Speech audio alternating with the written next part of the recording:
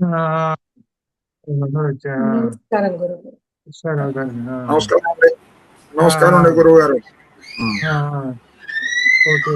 లక్ష్మీనారాయణ లక్ష్మీనారాయణ వంశీ. నమస్కారం గురువు గారు. అట్లానే. ఆపదామపహత్తారం దాతారం సర్వసంపదాం లోకాభిరామం శ్రీరామం భూయో భూయో నమామ్యహం. శ్రీరాఘవం దశరథాత్మజమప్రమేయం సీతాపతిం రఘుకులాన్వయరత్నదీపం ఆజానుబాహుం అరవిందదళాయతాక్షం రామం నిశాచర వినాశకరం నమామి. ఎత్ర ఎత్ర రఘునాథ కీర్తనం తత్ర తత్ర కృతమస్తకాంజలిం బాష్పవారి పరిపూర్ణలోచనం మారుతిం నమత రాక్షసాంతకం. మనోజవం మారుతతుల్యవేగం జితేంద్రియం బుద్ధిమతాం వరిష్టం వాతాత్మజం వానరయూథముఖ్యం శ్రీరామదూతం శిరసా నమామి. ఉల్లంఘ్య సింధో సలిలం సలీలం యశోకవన్యం జనకాత్మజాయాహం ఆదాయ తేనైవ దదాహలంకా నమామి తం ప్రాంజలిరాంజనేయం. బుద్ధిబలం యశోధైర్యం నిర్భయత్వమరోగత అజాడ్యం వాక్పటుత్వం చ హనుమస్మరణాత్ భవేత్. రామాయ రామచంద్రాయ రామభద్రాయ వేధసే రఘునాథాయ నాథాయ సీతాయ పతయే నమః. నమోస్తు రామాయ సలక్ష్మణాయ దేవ్యై చ తస్యై జనకాత్మజాయై. నమోస్తు రుద్రేంద్ర యమానిలేభ్యో నమోస్తు చంద్రార్క మరుద్గణేభ్యః. ఓం హ్రౌం ఆంజనేయాయ నమః. ఓం హ్రౌం ఆంజనేయాయ నమః. శ్రీమద్ రామాయణంలోని యుద్ధకాండ అధ్యయనం చేస్తున్నాం. ఇవాళ అందుట్లో మంగళవారం. ఒక విశేషం కూడా దీనిలో విశేషం రామాయణ మహామాల రత్నం వందే అనిలాత్మజం. రామాయణానికి ప్రధానమైనటువంటి వాడు ఆంజనేయ స్వామి. మనకి ఇందులో యుద్ధం ప్రారంభమైంది. యుద్ధం ప్రారంభమైనప్పుడు మొట్టమొదటగా అయితే అంటారు, చూశారు, విజయం ఎవరు పొందారు, ఎవరంటే ఏదో అంటారు, బోణి కొట్టాడు అంటారే చూశారు. హనుమంతుడే మొట్టమొదటి బోణి కొట్టింది. అది ఆంజనేయ స్వామి మహావీరుడైనటువంటి ధూమ్రాక్షుని చంపేస్తాడు. మొట్టమొదటి విజయం ఆయనతోటే ప్రారంభం అవుతుంది. ఇది యుద్ధం. ఇప్పుడు యుద్ధం అసలు ప్రారంభమైంది. మొట్టమొదటి ఏంటంటే నాగపాశబుద్ధులైన రామలక్ష్మణులు. అది ఎందుకు చెప్పారంటే దీనిలో ఒక విశేషం ఉంది. అది మొదట ఉండటమే మంచిదైంది, మధ్యలో ఉండకుండా.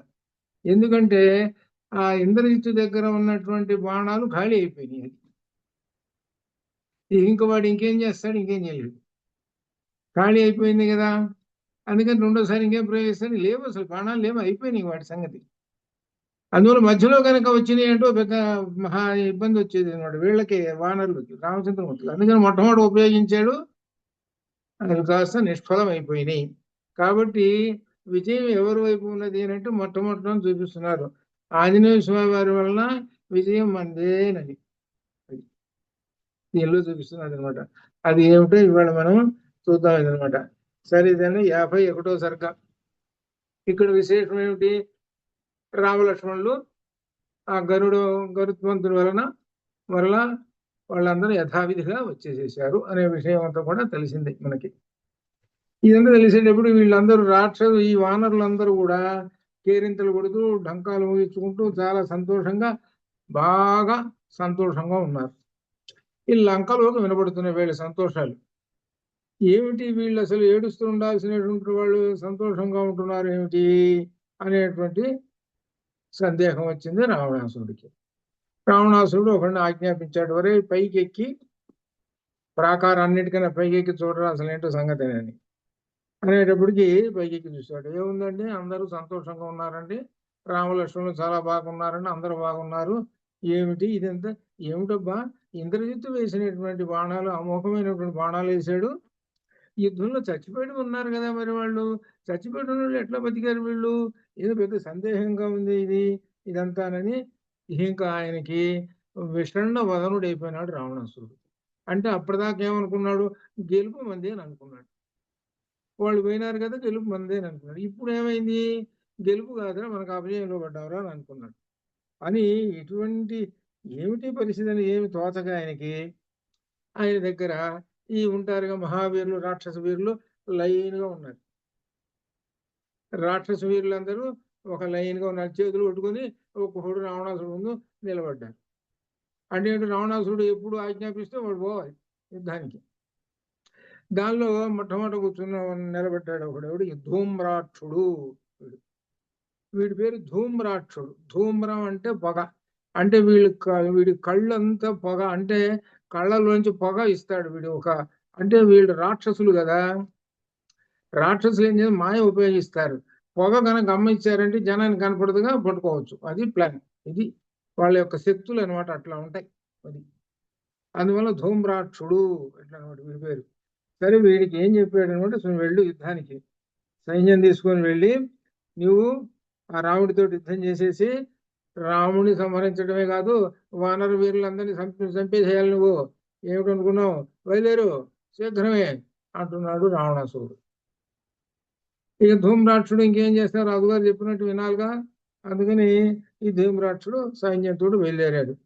బయలుదేరేటప్పటికి వెంటనే అపశకునములు. అందుకని ఎప్పుడైనా సరే అపశకునాలు వచ్చినాయంటే వాడికి ఏంటనమాట, అశుభం జరిగి తీరుతుంది అనే విధంగా చెబుతున్నాడు. రామాయణంలో పెద్ద గొప్పగా చాలా సందర్భాల్లో ఈ శకునముల గురించి ఉంటుంది. రామాయణంలో శకునముల గురించి ఉంటాయి. ఎడవ భుజ అదరటం స్త్రీలకి, కుడి భుజమేమో పురుషులకి, ఇట్లా ఈ విధంగా సందర్భాలు కూడా ఉన్నాయి. అట్లనే ఇక్కడ కూడా అపశకునాలు చాలా వచ్చేసినాయి. ధూమ్రాక్షుడు సైన్యంతో బయలుదేరాడు. ఈ ఎలా బయలుదేరాడంటే ఈయన నడుముకి గంటలు కట్టుకొని ధ్వని చేస్తూ భయంకరంగా ఈ సైన్యం అంతా బయలుదేరింది.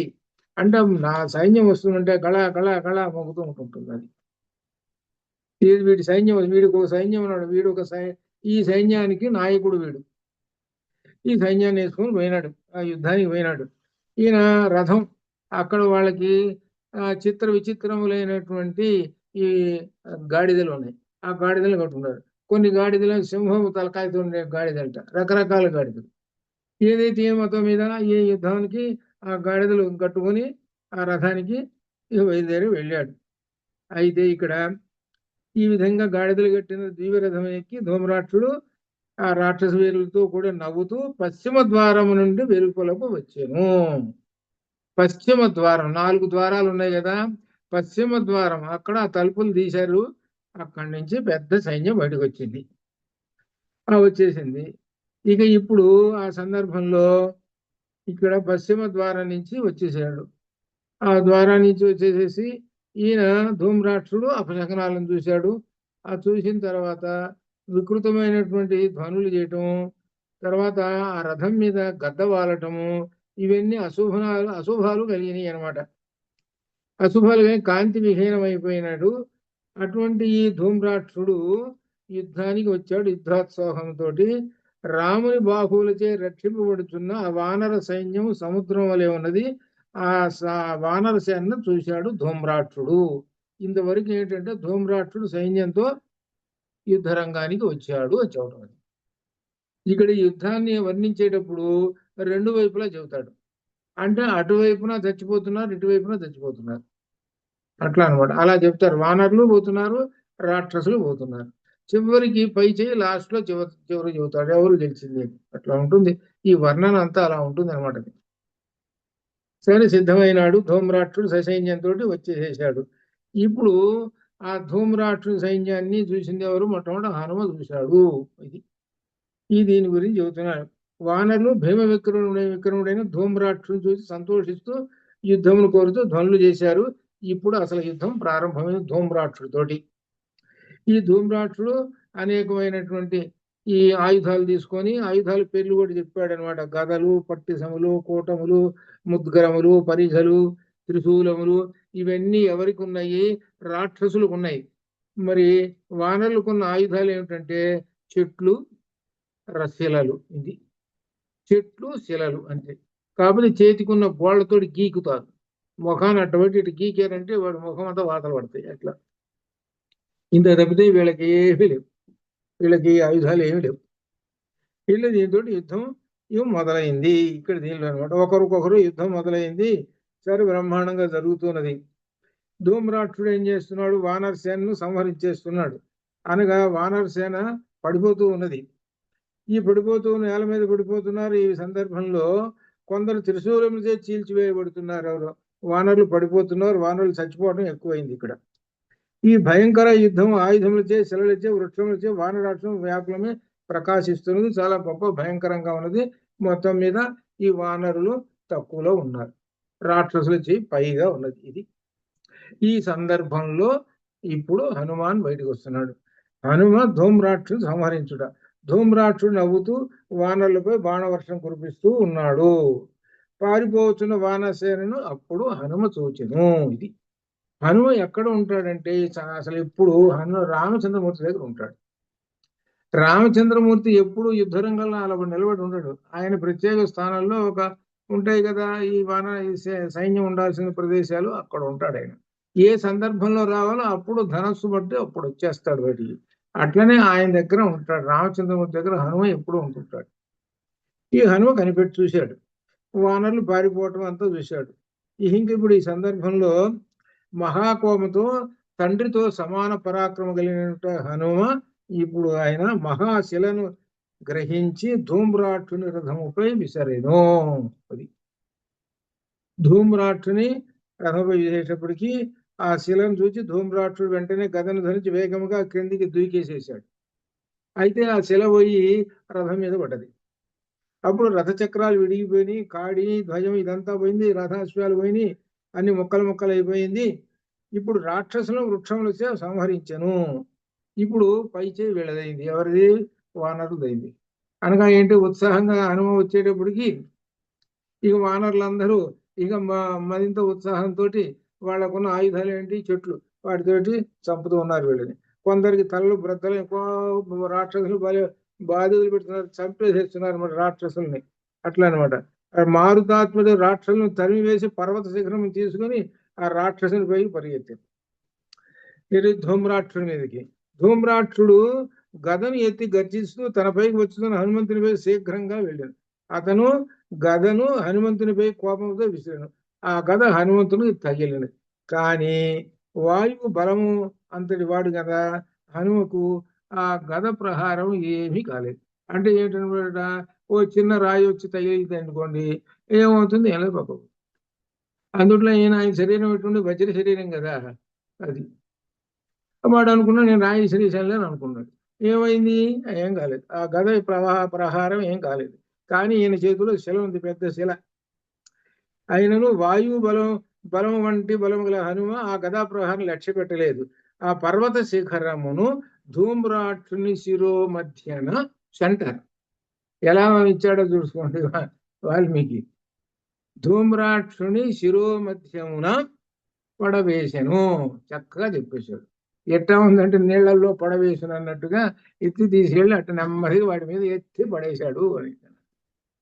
నెత్తి మీద పడేశాడు పెద్ద బండ. ధూమ్రాక్షుడు అవయవములను చాచుకొని వెంటనే భూమి మీద పడ్డాడు. అవయవాలను చాచుకుంటే కాళ్ళు ఇట్ట చాచుకొని, చేతులు అట్ట చాచుకొని, తలకాయ పగిలి డామ్ అయిపోయినాడు. వీడు కాస్త యమపురికి పోయినాడు. అంటే ఏంటనమాట, యుద్ధం ప్రారంభమైందంటే యమధర్మరాజుకి రెస్ట్ లేదు. ఆయనకి ఏమాత్రం లీవ్ శాంక్షన్ చేయలే బ్రహ్మదేవుడు. నీకు ఇప్పుడు లీవ్ ఏం శాంక్షన్ చేయటం లేదా?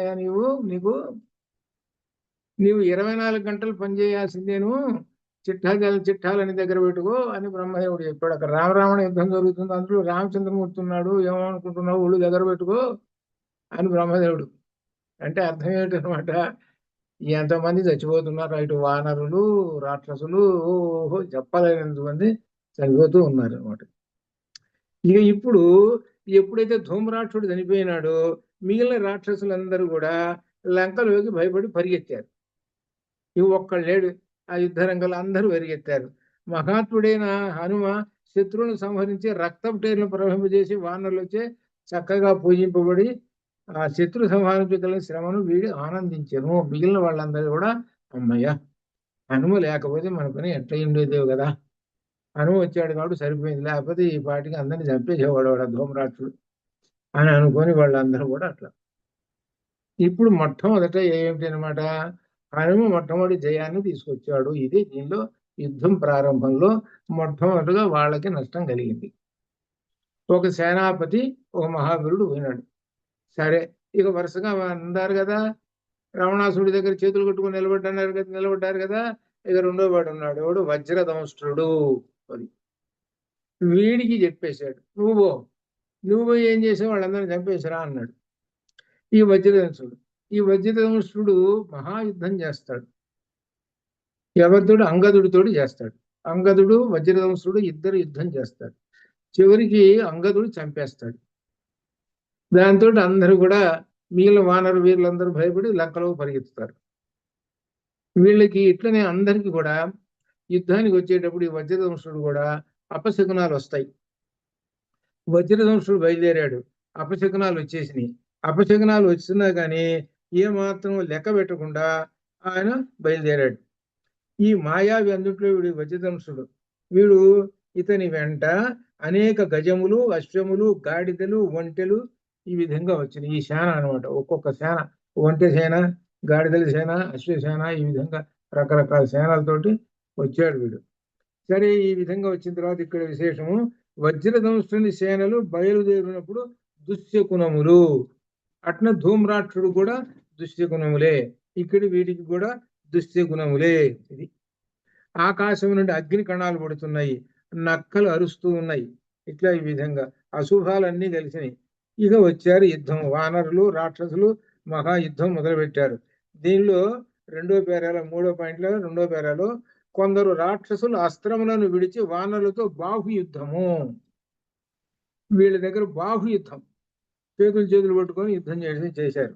మదించిన వానరులు వారిని అరచేతులతో, పాదాలతో, పిడిలతో కొట్టి చంపారు. బాహుయుద్ధంలో పైచేయి వానరులదైంది. ఈ విధంగా కొందరిని శిలలచే కొట్టి చూర్ణం చేశారు. వజ్రదంష్ట్రుడు వానరులపై బాణవర్షం కురిపిస్తూ ఉన్నాడు. మిక్కిలి భయం కలిగించాడు. అనేక ఆయుధములతో రాక్షసులను వానరులను చంపిరి. చివరికి మళ్ళీ పైచేయి వాళ్ళదైంది. రాక్షసులు వానరులను చంపుతున్నారు. అంగదుడు ఇప్పుడు బయటకు వచ్చాడు. ఏమిటంటే ఈ విధంగా యుద్ధం జరుగుతుండగా అప్పుడు బయటకు వస్తారు ఈ వీరులు. అంగదుడు బయటకు వచ్చాడు. అంగదుడు ద్విగుణీకృత కోపంతో ఇక విజృంభిస్తున్నాడు సింహమలే అని రాక్షస గణములన్నింటినీ చంపడం మొదలు పెట్టేసేసాడు. ఇక్కడ భయంకరంగా యుద్ధం చేసేస్తున్నాడు అంగదుడు. ఈ చేయంగా 54వ సర్గలో అంగదుడు వజ్రదంష్ట్రుడు సంహరిస్తున్నాడు. దీనిలో ఎట్లా అంటే, దీనిలో వీళ్ళిద్దరు మహాయుద్ధం చేశారు. ఎవరు? వజ్రదంష్ట్రుడు, అంగదుడు ఇద్దరు. వజ్రదంష్ట్రుడేమో బాణాలు వేసేస్తాడు. మరి వీళ్ళకి బాణాలు కాదు కదా, వీళ్ళకి ఎంతసేపు చూసినా కానీ చెట్లు రాళ్ళు అంతే. వీళ్ళకి ఇవే చెట్లు చోటు కొట్టడం, రాళ్ళు విసిరేయటం, ఇంతే వీళ్ళకి. ఈ విధంగా యుద్ధం చేస్తుంటుంటే ఈ దేహములు బాణములతో నిండి రక్తం తడిసిపోతున్నాయి వానరులకి. అంగదుడికి కూడా బాగా తెలియని. అంగద వజ్రదంష్ట్రులు మహాయుద్ధం చేస్తున్నారు. వానర గణం అంతా కూడా చూసి వజ్రదంష్ట్రులే కోపం వహించారు. కానీ ఆ వజ్రదంష్ట్రుడు మాత్రం అంగదుడిని బాగానే కొడుతున్నాడు. ఆ బాణాలు గుచ్చుకుంటున్నాయి, ఆ రక్తం కారుతూ ఉన్నది. ఇట్లా ఈ రక్తం కారుతున్నది చాలా భయంకరంగా చేస్తూ అంగదుడు ఏం చేశాడు, పెద్ద పర్వతాన్ని పట్టుకొచ్చాడు. ఆ పర్వతాన్ని వచ్చి గ్రహించి సింహనాదం చేస్తూ వజ్రదంష్ట్రుడి మీద విసిరేసేసాడు. వజ్రదంష్ట్రుడు తనపై పడబోతున్న పర్వతం చూసి భయపడక గద చేత ధరించి రథం నుండి వేగంగా వెంటనే దునికాడు. వీళ్ళు ఏంటి పెద్ద బండ వేసేస్తారు వానరులు వేసేటప్పటికి ఆ రథం కాస్త ముక్కలవుతుంది. అంటే ఏంటి, రథం ఎప్పుడైతే పోయిందో కొంత వాడికి శక్తి పోయినట్టు అది అర్థం. ఆ రథం కాస్త పోయింది. ఆ పర్వతం రథంపై పడింది. రథం అశ్వములతో చక్రములతో మొత్తం చూర్ణం అయిపోయింది. పిమ్మట అంగదుడు వృక్షములతో నిండిన ఒక విశాలమైన పర్వతమును వజ్రదంష్ట్రుని శిరస్సు పైకి విసిరేను. అంతటా ఆ పర్వతం రాక్షసునిపై పడితే అతడు రక్తం కారుతూ స్పృహ తప్పి కింద పడిపోయినాడు. గదను ఆనుకొని నిలిచి ఉండేది. గదను ఆనుకొని నిలుచుడు. స్పృహ తప్పి గదను పట్టుకొని నిలబడి ఉన్నాడట. కొంత సమయంలో తెప్పరిల్లు కొని ఆ గదతో అంగదుని వక్షస్థలంపై కొట్టాడు. అయితే అటుపిమ్మట గదను విడిచి ఇరువురు ముష్టి యుద్ధం చేశారు. ఇద్దరు తీవ్రంగా కొట్టుకున్నారు. ఈ విధంగా వానర రాక్షస రక్తం కారుతున్న దేహంలో పరాక్రమం చూపుతూ బుధ అంగారక గ్రహముల వలె ఉండిరి. ఇక్కడ గ్రహములు కూడా జ్యోతిష్యం కూడా తీసుకొచ్చి పెడుతుంటాడు. అంటే వీటికి పడవ ఈ గ్రహాలకి. అవి ఎట్లయితే గ్రహ యుద్ధం చేస్తుంటాయో గ్రహ యుద్ధం అనే మన జ్యోతిష్యంలో వస్తుంటుంది అనమాట. అట్లా అని ఇక్కడ చెప్పటం పోలిక అది. మహా తేజస్శాలి అంగదుడు అనేక పుష్పఫలభరితమైన మహావృక్షం ప్రకలించి నిలబడ్డాడు అంగదుడు. వజ్రధనుషుడు డాలును ఖడ్గాన్ని ధరించి ఆయన నిలబడ్డాడు. ఆయన చేతిలో చెట్టు ఉంటే ఈయన చేతిలో కత్తి ఉన్నది. ఇద్దరు సింహనాదాలు తీసుకుంటూ చక్ర గదులతోటి, ఈయన చేతిలోనేమో పెద్ద వృక్షం ఉంది, వాడి చేతిలోనే పెద్ద కత్తి ఉంది.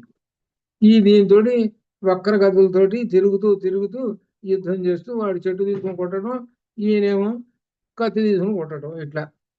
ఇలా చేస్తూ ఉండగా ఇద్దరికి దెబ్బలు తగిలినాయి. అనగా అర్ధంలో రక్తం కారుతుంది.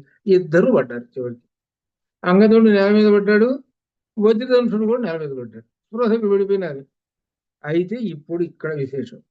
ఇక ఆ తర్వాత ఆ సమయంలో అంగదుడు ఆయనకి పైకి లేచాడు. అంగదుడు పడ్డవాడు పైకి లేచాడు. పైకి లేచి అక్కడ కత్తి పడేసింది కదా, వాడి చేతిలో ఉన్న కత్తి ఉంది కదా, ఆ కత్తి అవతల పడేసింది. ఆ కత్తి తీసుకున్నాడు. ఆ కత్తి తీసుకొని అంగదుడు పదునైన శుభ్రమైన ఆ ఖడ్గాన్ని తీసుకొని వజ్రధనుషు మహాశిరస్సుని ఖండించెను. అది అంటే ఏంటి, ఇద్దరు ఓడిపోయినారు.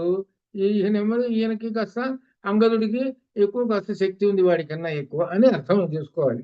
కాబట్టి లేచాడు. లేచి వెంటనే అబ్బా చిక్కిందిరా సరే ఇప్పుడే సమయం అనుకున్నాడు. ఆ కత్తి పెట్టి వేసేసాడు. అయిపోయింది. దీంతో వజ్రధనుషుడు పోయినాడు. కానీ వజ్రధనుషుడు చేసిన యుద్ధం చాలా భయంకరమైన యుద్ధం చేశాడు. అంటే యుద్ధం అంగదుడితో సమానంగా చేశాడు. అంగదుడు అంటే మహా గొప్ప యోధుడు వాడు. అటువంటి వాడు అవన్నీ చంపేసేసాడు. వజ్రధనుషుడు ఎప్పుడైతే పడిపోయినాడో ఇక రాక్షసులు ఉన్నారే భయపడ్డారు. ఇక పరిగెత్తడం మొదలు పెడతారు. వీళ్ళు ఎప్పుడు ఇదే పని.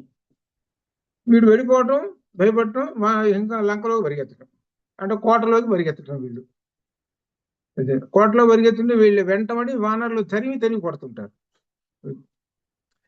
వారి వెంట పడగా విషణ్ణ వదనులే తలలు వంచుకుని లంకాపట్టణంలోకి పరిగెత్తారు. వానరులు వెంటబడ్డారు. వానరులు వెంటబడేటప్పటికి పరిగెత్తుతూనే లోపలికి దూరారు. లోపలికి పట్టణంలోకి వెళ్ళిపోయినారు. ఇప్పుడు అంగదుడి వలన వజ్రధనుష్ఠుడు మరణించాడు. ఇప్పుడు ఇద్దరు యోధులు వెళ్ళిపోయినారు. వీళ్ళిద్దరు కూడా రావణాసురుడికి పెద్ద పెద్ద మహాయోధులు. వీళ్ళు యుద్ధాలకు తీసుకుపోయినప్పుడు వీళ్ళే యుద్ధాలన్నీ చేసేస్తుంటారు. ఆ దేవలోకం పైన ఇక్కడికి పోయి ఇప్పుడు ఏమైంది, చివరికి వానరుల చేతుల్లో చస్తున్నారు వీళ్ళు. అంతటి గొప్పవాళ్ళు, అంతటి వాళ్ళని జయించినటువంటి వాళ్ళు ఇప్పుడు వానరుల చేతుల్లో చచ్చుతున్నారు. ఏమిటి దీనిలో విశేషము అని అర్థం. అది అంటే యతో ధర్మ తతో జయ, అది అర్థం. యతో ధర్మ తతో జయ. ధర్మం ఎక్కడైతే ఉంటుందో అక్కడ జయము. అంతేగాని వానరులు తక్కువగా ఉన్నారని కాదు. ఆ సందర్భంలో ధర్మము వానరుల వైపు పక్షం నిలబడి మహాపరాక్రమాన్ని చూపిస్తుంటుంది ధర్మము. అది అర్థం. ఇట్లా వజ్రధనుషుడు వెళ్ళిపోయినాడు. ఇక వరుసగా నిలబడ్డారుగా అందరు కూడా. అకంపనుడు వచ్చాడు. ఈ అకంపనుడు అనేటువంటి ఆయన మహాయోధుడు. వీడు అకంపనుడు. ఈ అకంపనుడు వారిపుత్రుడైన అంగదునికే ఇప్పుడు ఈ విధంగా వస్తున్నది అన్నమాట. అకంపనుడు వజ్రధనుషుడు అయిపోయినాడు. మళ్ళీ అకంపనుడు వస్తున్నాడు. అకంపనుడిని అన్నాడు రావణాసురుడు, వెళ్ళవయ్యా నువ్వు మరి అన్నాడు. వాలిపుత్రుడైన అంగదుడు మనవాడిని చంపేసేశారు వజ్రధనుషుడిని, నువ్వు వెళ్ళి వాళ్ళ సంగతి అంతా చూడవయ్యా నువ్వు అని సైన్యం తీసుకుని పో అని అన్నాడు. అకంపనుడు బయలుదేరాడు. బయలుదేరేటప్పటికి దుశ్శకునాలు మామూలే వీళ్ళందరికీ. ప్రతి దానికి రాక్షసుడు వస్తున్నాడు అని అంటే వాడు సైన్యంతో దుశ్శకునాలే. ఆ రథంతో వస్తున్నాడు. రథం మీద ఎక్కి వస్తున్నాడు అనమాట. ఆకాశంలో వస్తున్నాడు వీడు. వీళ్ళందరూ ఏంటి, ఆకాశ యుద్ధం చేసేటువంటి వాడు వీడు అకంపనుడు. సరే వచ్చాడు అకంపనుడు తన మహాసైన్యంతో వస్తున్నాడు. మహాధ్వని చేస్తూ వస్తున్నాడు. ఈ విధంగా మరి వృక్షములు పర్వతములు ఆయుధములుగా వానరులను ధరించి సిద్ధంగా ఉన్నారు. అకంపనుడు యుద్ధరంగానికి వచ్చేసాడు. అది ఇంతది చెబుతూ వానర రాక్షస సింహగర్జనలు, వాళ్ళు సింహగర్జనలు వీళ్ళు చేస్తున్నారు. వానరులు రాక్షసులు రామరావణుల కోసం ప్రాణాలను కూడా లెక్క చేయక భయంకరమైన యుద్ధం చేశారు. వారందరూ మహాబలవంతులు, శూరులు, పర్వతాకారులు వారు పరస్పరము చంపుటకు ఇష్టపడుతున్నారు. చాని అయితే చచ్చాం వాడి సంగతి తేల్చాలి అనే దీనిలో యుద్ధాలు చేసుకుంటున్నారు ఇద్దరు. వానర రాక్షసుల యుద్ధం. వానరులు రాక్షసులు పరస్పరం వృక్షాలు శిలలు ఈ విధంగా తీసుకొని యుద్ధం చేస్తూ ఉంటుంటే ఆ సమయమున వానర వీరులు వానర శ్రేష్ఠులైన కుముదుడు, నలుడు, మైందుడు మహాకోపంతో మహాపరాక్రమను చూపిరి. ఆ వానర నాయకులు వానర సేనల ముందు నిలచి లీలగా వృక్షములతో శిలలతో రాక్షసులను మధించిరి. అనగా ఏంటనమాట, ఈ వానరులకి పైగా ఉన్నది. ఆ రాక్షసులందరినీ మధించి వారేస్తున్నారు. ఇక 56వ సర్గలో ఇక అసలు విషయం బయటకు వస్తున్నది. ఇక్కడ ఈ అకంపనుడు అనేవాడు మహా గొప్పవాడు. వీడు ధూమ్రాక్షుని పూర్తి చేసేసాడు. అకంపనుడు వచ్చేస్తున్నాడు. ఇక్కడ ఒక విశేషం, ఇవాళ మంగళవారం కదా, ఇవాళ గొప్ప విశేషం కూడా వస్తున్నది ఇది. కాబట్టి ఇవాళ హనుమని ఎవరైతే స్తుతిస్తూ ఉంటుంటారో హనుమ మన వెంట పరిగెత్తుకుంటూ వస్తుంటాడు. మన దగ్గర ఉన్నట్టు మన చుట్టూ ఉన్నటువంటి దుష్టమైనటువంటి శక్తులు ఏమన్నా సరే, గ్రహాలైనా సరే, ఏదంటారు శని రాహువులు, అవి కూడా భయపడి పరిగెత్తుతాయి. ఇవాళ చూసుకుని ఎంతటి భయంకరమైనటువంటి ఏం చేశాడు ఈయన. హనుమ అకంపనుడు సంహరించాడు. అకంపనుడు అనేవాడు సామాన్యుడు కాదు, వీళ్ళందరికన్నా గొప్పవాడు. ఎట్లా పంపిస్తుంటాడు అంటే రాజుగారు సామాన్యుడు అంటే అక్కడి నుంచి అనమాట ఇంకా గొప్ప గొప్ప వాళ్ళని పంపిస్తుంటాడు. అంటే వీళ్ళందరికన్నా గొప్పవాడు అకంపనుడు. ఆ అకంపనుడు వచ్చేసేసాడు. అకంపనుడు ఏమంటున్నాడంటే, సారథి బలవంతులైన ఈ వానరుల యుద్ధమున చాలా మంది రాక్షసులు సంహరిస్తున్నారు, శీఘ్రమే రథమును వానరులను చోటి తీసుకుని వెళ్ళు అని అన్నాడు.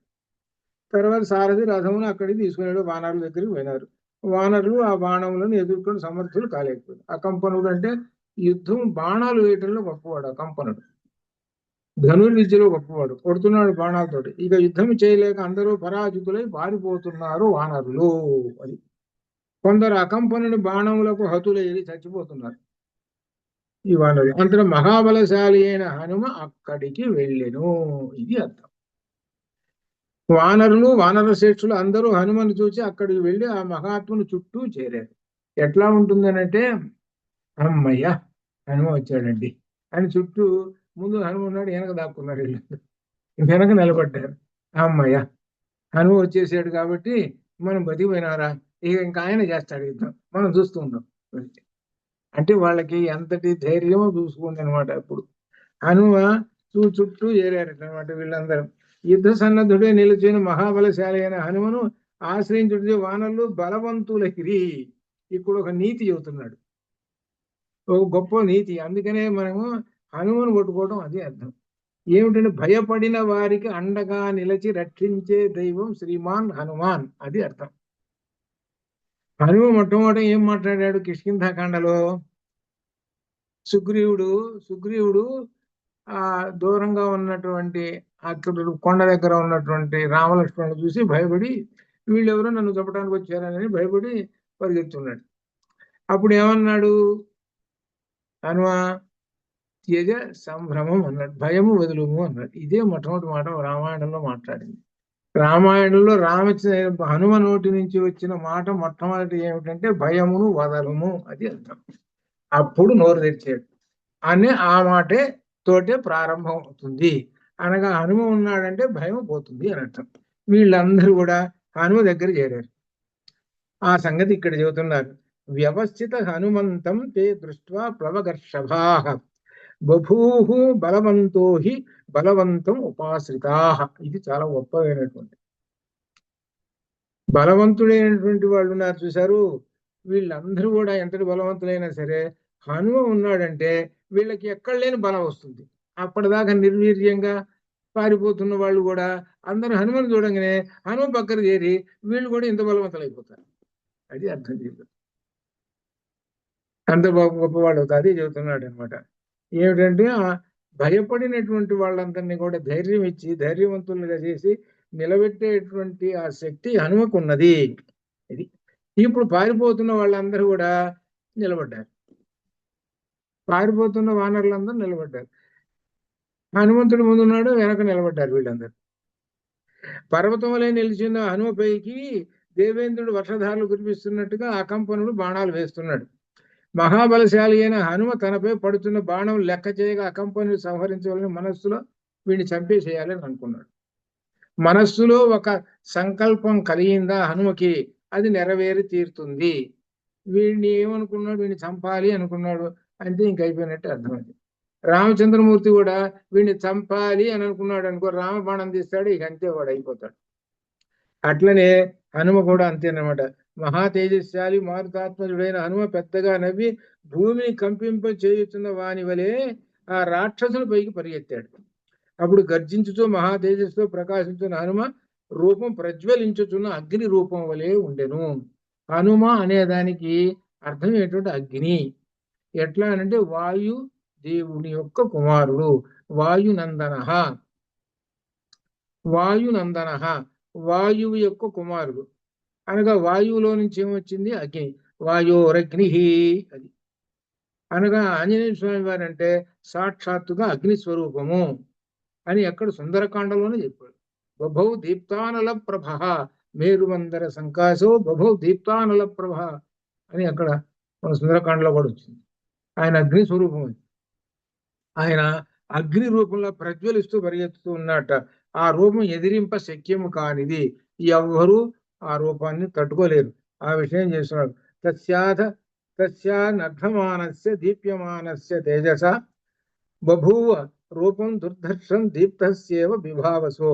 హనుమకు తన చేతిలో ఏ ఆయుధం లేని తెలుసు, ఏమీ లేదు. ఇక్కడ ఒక విశేషం కూడా అందరూ తెలుసుకోవాలి.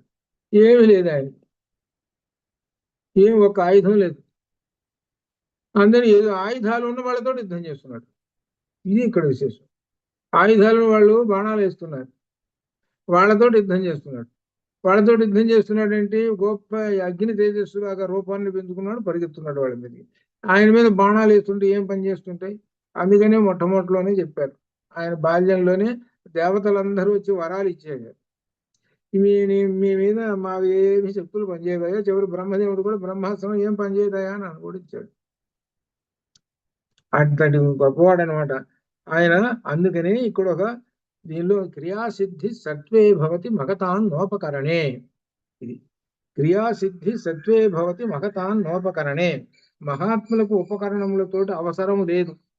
వారు తలపెట్టిన ఏ కార్యం అవుతుందో అది నెరవేరుస్తారు, అది అర్థం. దీనికి ఒక గొప్ప విశేషమైన అనమాట దీనిలో. ఏమిటంటే వాళ్ళకి అవి కావాలి, ఇవి కావాలి, యుద్ధం ఎట్లా చేద్దామంటే ఆయుధాలు ఉండాలి, కానీ ఎట్లా అని అనుకుంటారు మిగిలిన వాళ్ళకి. కానీ వీళ్ళకి అక్కర్లేదు. ఎందుకంటే వీళ్ళ యొక్క శక్తి తోటే యుద్ధం చేసేస్తారు. ఈయన యొక్క శక్తి చూసుకోండి, కొండంత రూపం పొందుతాడు, అగ్నిలాగా ప్రజ్వలిస్తుంటాడు, దూకేసేస్తుంటాడు వాళ్ళ మీదకి. అది అనమాట. వేగముగా ఒక పర్వత శిఖరమును పెకలించి దానిని హస్తముతో గ్రహించి సింహనాదం చేస్తూ ఇక్కడ ఇంద్రుడు నౌచి మీద విసిరేసినట్టుగా వజ్రాయుధం ఆ విధంగా గిరగిరా తిరుగుతూ అకంకముల వైపు పరిగెత్తాడు. అకంపనుడు ఆ పర్వత శిఖరం అర్ధచంద్రాకారం చీల్చివేశాడు. అకంపనుడు కూడా గొప్పవాడే. ఆ పర్వతాన్ని ముక్కలు చేసేసాడు. హనుమంతుడి చేతిలో ఉన్న పర్వతాన్ని ముక్కలు చేశాడు. ఆ పర్వత శిఖరం ముక్కలు ముక్కలే, నలువైపులా ముక్కలు ముక్కలు. అంతటా హనుమ రోషం పెరిగి మహాపర్వతంలో మధ్య చెట్టును మళ్ళీ పట్టుకొచ్చాడు. శీఘ్రంగా పిల్లలు నేల మీద నిలబడి గిరగిరా తిప్పుతూ మహాద్యుతిమంతుడైన హనుమ మహావేగం పరిగెత్తుతూ వృక్షములను పెగలించి వాటితో గజములపోయింది. అంటే ఈ వృక్షాలతోటి ఆయన సైన్యం వచ్చింది, గజములు ఒంటెలు అన్ని వచ్చినాయిగా, వాటిని చంపేస్తున్నాడు. మరియు గజములు రథములతో రధికుల్ని వీళ్ళందరినీ పదాతి దళాలని అందరినీ చంపుతున్నాడు. వృక్షములతో ప్రాణములను హరించుతున్న హనుమ కోపించిన యముని వలె ఇప్పుడు అన్నింటిని చంపేస్తున్నాడు. ఆ వృక్షంతో కొట్టడం, ఒక్కోదాన్ని చంపేయడం మొదలుపెట్టాడు. ఈ సైన్యాన్ని అంటే ఏంటో అశ్వదళాన్ని, గజదళాన్ని, ఇట్లా పదాతి దళాన్ని అన్నింటిని చంపేస్తున్నాడు.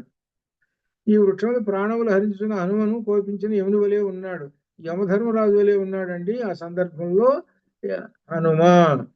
అటువంటి భీమరూపం చూసి రాక్షసులు పారిపోతున్నారు. అంతటా ఆ సందర్భంలో అకంపనుడు చూసి కోపంతో దేహమును చీల్చగల 14 బాణములను హనుమపై ప్రయోగించాడు. 14 బాణాలు టకా టకా టకా వేసేసాడు. హనుమ మీద వేస్తే హనుమకు తగిలినాయి. హనుమ శరీరానికి గుచ్చుకున్నాయి. అవి శరీరంపై గుచ్చుకున్న హనుమ వృక్షములు మలిచిన పర్వతములు.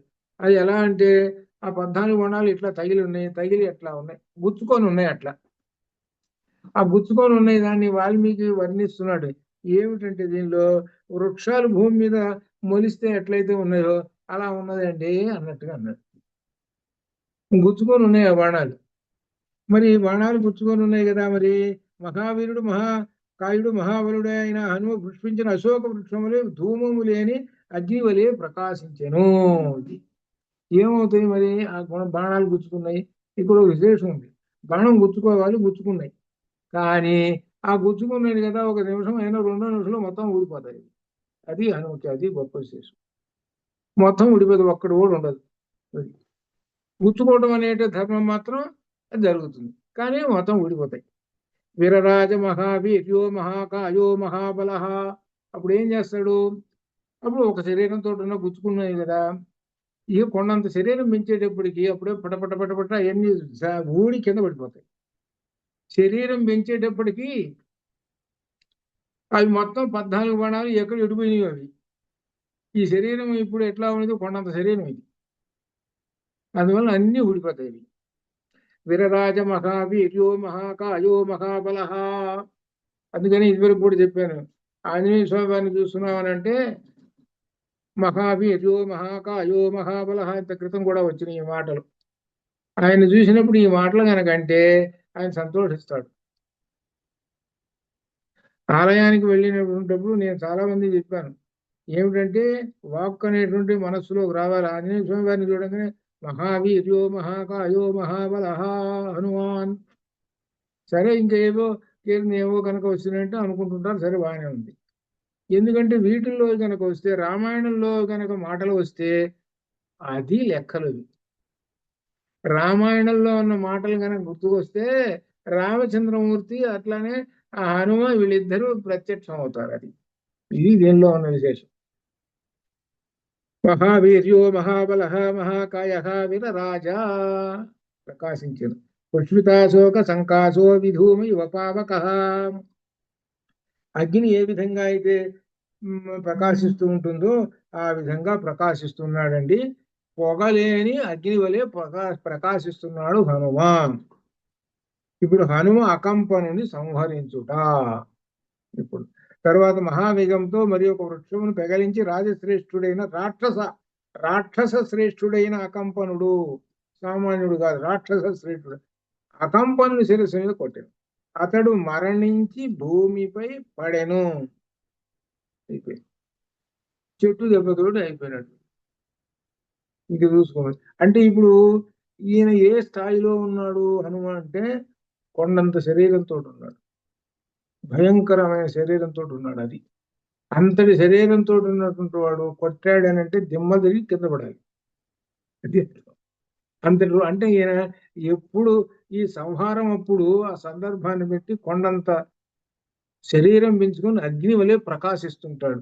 అంటే అర్థం ఏమిటి? అవతల వాడి పని అయిపోయింది, అది అర్థం.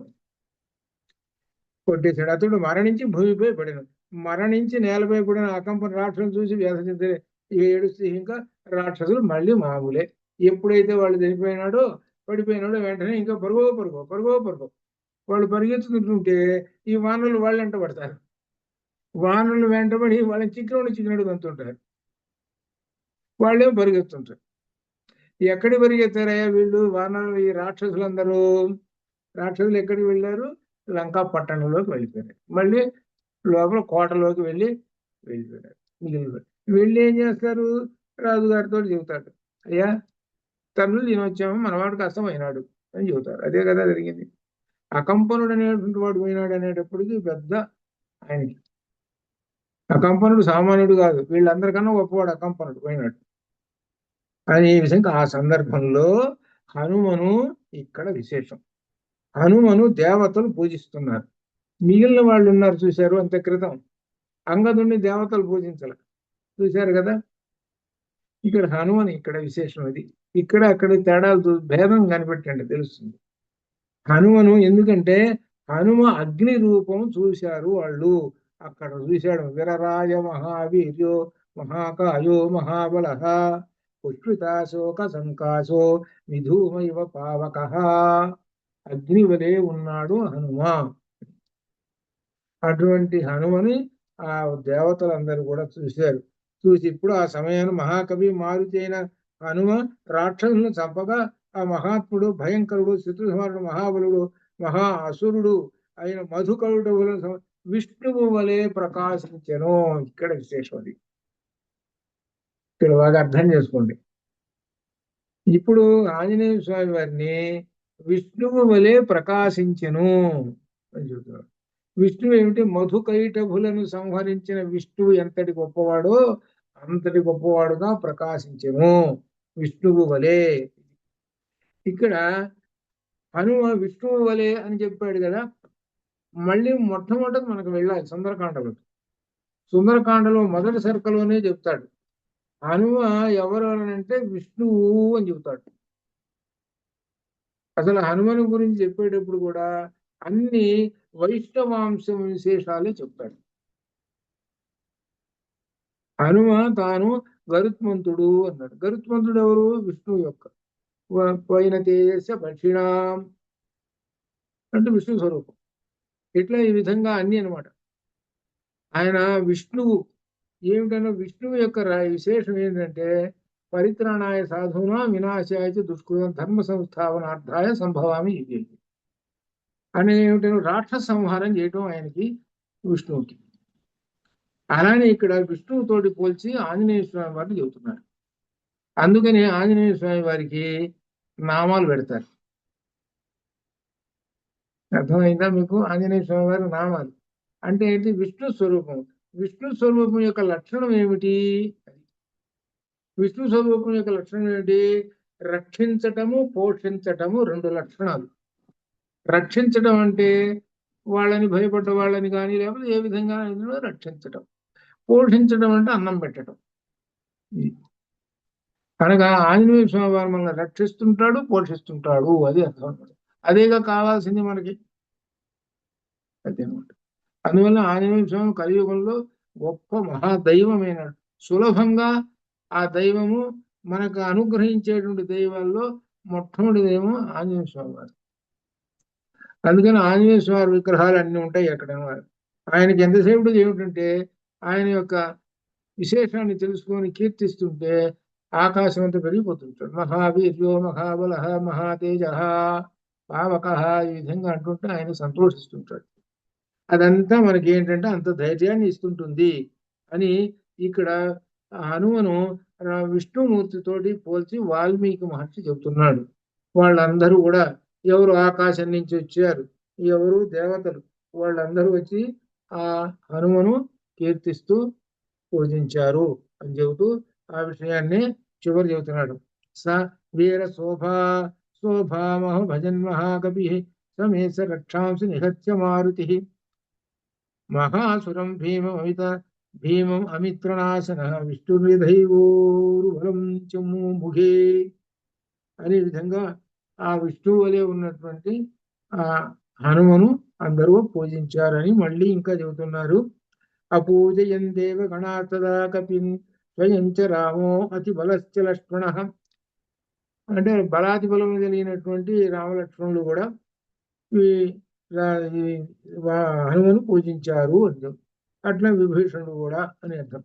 రామలక్ష్మణుడు, సుగ్రీవుడు మరియు వానరులు ఇంకా విభీషణుడు హనుమను పూజించిరి. ఇది దేవగణములు అంతా. ఈ సందర్భంలో హనుమ ఎలా కనబడుతున్నాడు అని అంటే సాక్షాత్తు విష్ణువుగా కనబడుతున్నాడు. అది అర్థం. అది ఇక్కడ చెబుతున్నాడు. కాబట్టి ప్రారంభంలో యుద్ధ ప్రారంభంలో విష్ణువుగా హనుమ కనబడుతున్నాడు అని అంటే జయము తప్పనిసరిగా వీళ్ళదే, రెండో వాళ్ళది లేదు. అన్ని ఇంకొక మాట కూడా ఉంది అర్థం. ఏమిటంటే ఈ యుద్ధం అంతా ఎవరి భుజాల మీద ఉన్నది అని అంటే హనుమ భుజాల మీదనే ఉంది. ఈ మాట ఆమె ముందే చెప్పింది. సుందరకాండలో ముందే చెప్పింది. ఈ యుద్ధం అంతా నీ భుజాల మీదనే ఉంది అని చెప్పారు. అంతే కదా. మరి ఆ సంజీవని పర్వతం తీసుకొచ్చాడు కదా, మరి ఎవడు తీసుకొస్తాడు? ఇట్లా అది. కాబట్టి అది అంతా ఎవరు? విష్ణువు యొక్క లక్షణం ఇది. ఆ విష్ణువు వీళ్ళ వైపు ఉన్నాడు అని చెబుతున్నాడు. సరే, ఆ సహజంగా విష్ణువు అంటే రాముడు విష్ణువు అనుకోండి. అయినా కానీ క్రియ అంతా కూడా ఇదిగో హనుమ చేస్తూ ఉన్నాడు. విష్ణువు చేసే క్రియ అంతా, రామచంద్రమూర్తి చేసే క్రియ అంతా ఈయన చేసేస్తున్నాడు అనమాట. రామచంద్రమూర్తి ఆ సందర్భాన్ని బట్టి రావణ కుంభకర్ణులు చంపుకుంటూ కూర్చుంటాడు ఆయన. ఈయనేంటి ఇగో మొదలుపెట్టాడు. ఇది అంత క్రితమే వచ్చి సుందరకాండలో అప్పుడు చంపడం మొదలుపెట్టాడు రాక్షసుని. పెద్ద పెద్ద వాళ్ళందరినీ చంపేసి ఇంకా మళ్ళీ మొదలుపెట్టాడు. ఇప్పుడు వీడు రెండో వాడు అకంపనుడు. అకంపనుడు చంపింది ఎవరంటే ఆ హనుమ చంపేసేసాడు. ఇది అర్థం. ఆ చంపిన తర్వాత రావణుడు సేనాపతి ప్రహస్తుడిని పంపిస్తున్నాడు. ఈ ప్రహస్తుడు అనేటువంటి వాడు ఈ సైన్యంలో ఉన్నటువంటి అసలు వీడు మొట్టమొదటి అసలు ముఖ్య అమాత్యుడు వీడు, ఈ ప్రహస్తుడు అనేటువంటి వాడు.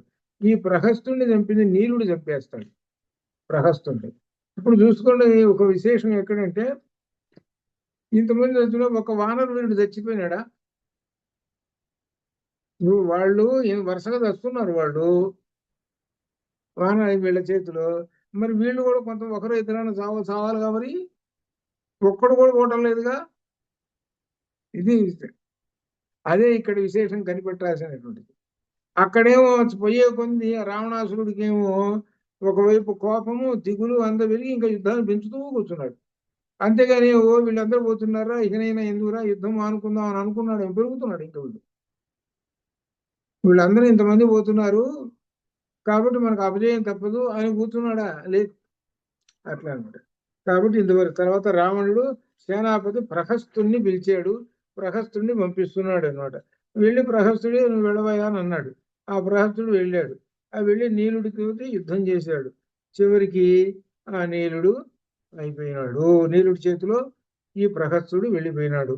ఆ తర్వాత అసలు ఇప్పుడు రాముడు రావణాసురుడు ఇప్పుడు వీళ్ళిద్దరు పరస్పరం ఇక దిగుతున్నారు రంగంలోకి. ఇక రేపు చూద్దాం ఇంతటితోటి. అంతవరకు శుభం భయాత్తు. ఓం పూర్ణమదః పూర్ణమిదం పూర్ణాత్ పూర్ణముదచ్యతే పూర్ణస్య పూర్ణమాదాయ పూర్ణమేవావశిష్యతే. అసతో మా సద్గమయ తమసో మా జ్యోతిర్గమయ మృత్యోర్మామృతంగమయ. ఓం శాంతి శాంతి. శుభం భయాత్తు. ఇవాళ అందుట్లో ఆంజనేయ స్వామి వారు, అందులో మంగళ